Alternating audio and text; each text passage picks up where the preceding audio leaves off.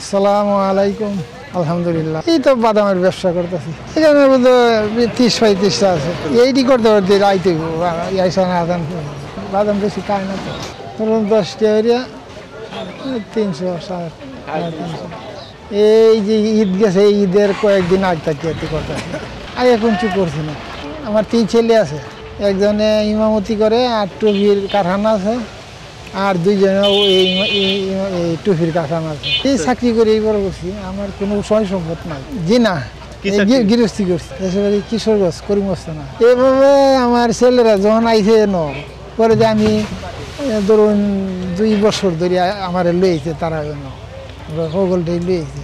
যে বাড়ির থাকিয়া নয় কিতাব ওখানে বয়ে থাকতাম। এটা ওখান ধরুন আমরা মনে করলাম যে বইয়ে থাকিয়া বইয়ে তাহলে আরো বছর হয়ে যায়।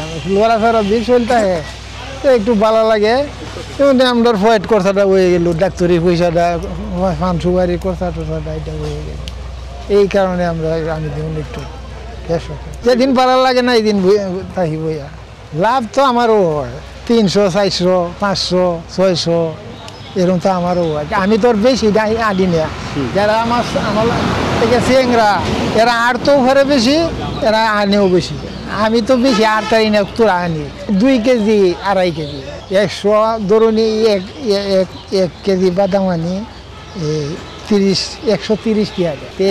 বাজ্যে আমি এটি বেশি ধরেন যে আমার মতো 250 ঘুরে যায়। 250 করে এলে কত লাভ হইব? 3 কেজি বাদামের মাঝে যে আনছি বেচলে 800 টাকার বাদাম হইল আপনার 400 টাকার বাদাম না। ছেলেরা ডাক্তার হয়েছে, ছোট ছেলেটা আর আমরা 2জনের কেন, আর 2 ছেলে করবার লাগলে আমরা বড় ছেলেটা আছে না, বড় ছেলেটা না হরে আমরা করি।